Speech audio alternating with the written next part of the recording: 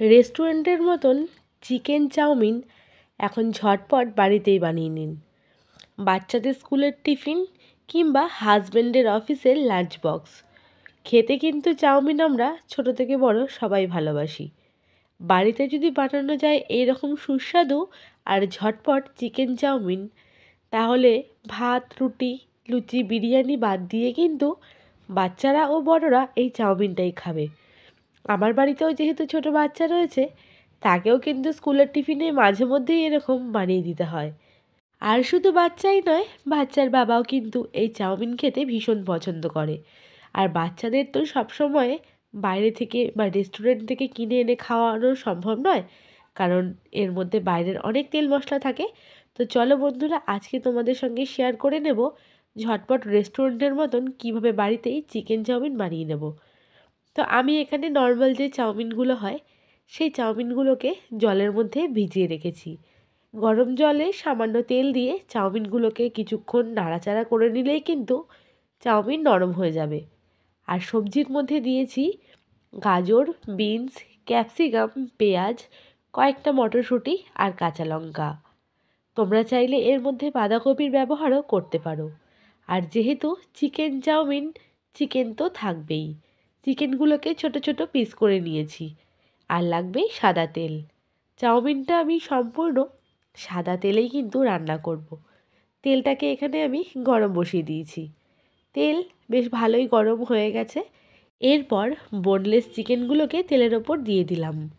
তোমরা চাইলে কিন্তু এই চিকেনটাকে নুন, রসুন আর সামান্য সয়া সস দিয়ে ম্যারিনেট করে ব্যবহার করতে পারো। যেহেতু সকালবেলায় সবারই স্কুল কিংবা অফিসের তাড়া থাকে, তাই চটপট আমি যেইভাবে করি সেইটাই তোমাদের সঙ্গে শেয়ার করে নিচ্ছি। চিকেনটা তেলের ওপর দিয়ে তার মধ্যে দিয়েছিলাম একটু রসুন আর সামান্য নুন দিয়ে হাই ফ্লেমে কিন্তু চিকেনগুলোকে ভেজে নেব। লো ফ্লেম করলে চিকেন থেকে জল ছেড়ে যাবে, তাই রান্নাটা কিন্তু হাই ফ্লেমেই করতে হবে। চিকেনটা ভাজা ভাজা হয়ে গেলে কেটে রাখার সম্পূর্ণ সবজিগুলো চিকেনের ওপরেই দিয়ে দেব। চিকেন যেটুকু রান্না হতে বাকি রয়েছে, সবজি ভাজার পাশাপাশি কিন্তু চিকেনটাও একদম সেদ্ধ হয়ে যাবে। বন্ধুরা, বাচ্চারা তো সবজি খেতে চায় না। চাউমিনের মধ্যে এই রকম চিকেন আর সবজি দিলে কিন্তু একসঙ্গে দুটোই খাওয়া হবে। দিয়ে দিলাম সামান্য নুন। নুন দিয়ে সবজিগুলোকে ভালো করে নাড়াচাড়া করে নিয়েছি। আর এর মধ্যে দিয়ে দেবো আমি বেশ মিডিয়াম সাইজের দুটো পেঁয়াজ কুচি। পেঁয়াজের ক্রাঞ্চিনেস চাউমিনের মধ্যে কিন্তু বেশ ভালোই লাগে, তাই বেশিরভাগ পেঁয়াজটা একটু পরে ব্যবহার করলে চাউমিন খাওয়ার সময় সুস্বাদু লাগবে। পেঁয়াজগুলোকে হাতে স্ক্রাম্বল করে দিলেও ভালো হতো, কিন্তু যেহেতু আমার একটু তাড়াহুড়ো ছিল, আমি কিন্তু কেটে রাখা পেঁয়াজগুলো তেলের ওপর দিয়ে দিয়েছি। খুন্তি দিয়ে হাতা প্রেস করলেই পেঁয়াজগুলো খুলে যাবে। তো এবার পেঁয়াজগুলোর সঙ্গে সবজিগুলো মিক্স করে নিয়ে আবারও বেশ কিছুক্ষণ নাড়াচাড়া করে ভেজে নেব। বন্ধুরা, তোমরা কিন্তু এই সময় গোলমরিচের ব্যবহার অবশ্যই করো। আমার কাছে যেহেতু গোলমরিচ ছিল না, তাই কিন্তু আমি আজ গোলমরিচের ব্যবহার করতে পারিনি। তো সমস্ত উপকরণ কিন্তু ভাজা হয়ে গেছে। এরপরে সেদ্ধ করে জল ঝরিয়ে রাখা চাউমিনগুলো ওপর থেকে দিয়ে দেব। আর চাউমিন কিন্তু বেশি নরম করা একদমই যাবে না।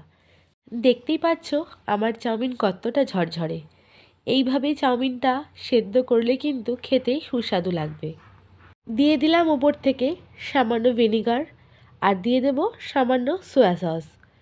ভিনিগার, সয়া সস দেওয়ার পর দিয়ে দেব স্বাদ মতো নুন আর স্বাদের ব্যালেন্সের জন্য সামান্য চিনিও দেব। আর এটা হচ্ছে পাস্তা মশলা। চাউমিনের ওপর দিলে সুন্দর একটা ফ্লেভার আসে আর খেতে তো অবশ্যই ভালো লাগে। তোমরা এইভাবে কিন্তু পাস্তার মশলা দিয়ে চাউমিন রান্নাও করে খেয়ে দেখতে পারো। এবার সমস্ত উপকরণ দিয়ে সুন্দরভাবে কিন্তু মিক্স করে নেব। এই সময় কিন্তু গ্যাসের ফ্লেমটা অবশ্যই জোরে রাখতে হবে। সুন্দর করে চাউমিনের সঙ্গে সবজি আর সসগুলোকে একসঙ্গে মিক্স করে নেব। বন্ধুরা, তোমরা চাইলে কিন্তু সবজির মধ্যে বাঁধাকপি, পেঁয়াজকলির ব্যবহারও করতে পারো। আমার হাতের সামনে যা ছিল তাড়াহুড়োতে কিন্তু আমি সেইগুলোই ব্যবহার করেছি। তো আমাদের চাউমিন রান্না কিন্তু প্রায় কমপ্লিট। আমি এইভাবে কিন্তু সকালবেলায় মেয়েকেও করে দিয়েছি। যেহেতু তাড়াহুড়ো ছিল তখন আর ভিডিও করা হয়ে ওঠেনি, তাই ভাবলাম যখন মেয়ের বাবার জন্য তৈরি করছি সেইটা তোমাদের সঙ্গে ভিডিওটা শেয়ার করে নিই। তো আমার চাউমিনের এই রেসিপিটা কেমন লাগলো তোমাদের অবশ্যই কমেন্টে জানাতে কিন্তু একদমই ভুলবেন না। আর যারা ভিডিওটা এখনও অবধি দেখছো অথচ লাইক করোনি, তাদেরকে রিকোয়েস্ট করব প্লিজ একটা লাইক করে দিও। আপনাদের একটা লাইক কিন্তু আমাকে এগিয়ে নিয়ে যেতে অনেকটাই সাহায্য করবে। যেসব নতুন বন্ধুরা আমার চ্যানেলে প্রথমবার ভিডিওটা দেখছো, তারা অবশ্যই ভিডিওটাকে কিন্তু লাইক করে সাবস্ক্রাইব করবে আর কমেন্টে নিজেদের মতামত অবশ্যই জানাবে। তো চাউমিন কিন্তু তৈরি হয়ে গেছে। এইভাবে বাচ্চার স্কুলের টিফিন কিংবা হাজব্যান্ডের লাঞ্চ বক্সে তৈরি করে দেখবেন। সেই দিন কিন্তু লাঞ্চ বক্স পুরো ফাঁকা আসবে। আর বাচ্চারা তো এমনিতেই চিকেন খেতে ভীষণ পছন্দ করে, তাই চিকেন দিয়ে চাউমিন খেতেও পছন্দ করবে। তো বন্ধুরা, তোমাদের রেসিপিটা কেমন লাগলো অবশ্যই কিন্তু জানিও। আর যেহেতু আমি এটা হাজব্যান্ডের জন্যই তৈরি করেছিলাম, তাই এরকম একটা হটপটের মধ্যে রেখে দেব, কারণ তৈরি করার সঙ্গে সঙ্গেই তো খাবে না, খাবে অনেকক্ষণ পরে। তাই এই হটপটের মধ্যে রাখলে কিন্তু চাউমিনটা বেশ গরম থাকবে, প্রায় 3 থেকে 4 ঘন্টা কিন্তু গরম থাকবে। তো একটা বাটি রেখে ভেতরে তার ওপর থেকে আমি চাউমিনগুলো দিয়ে দিচ্ছি।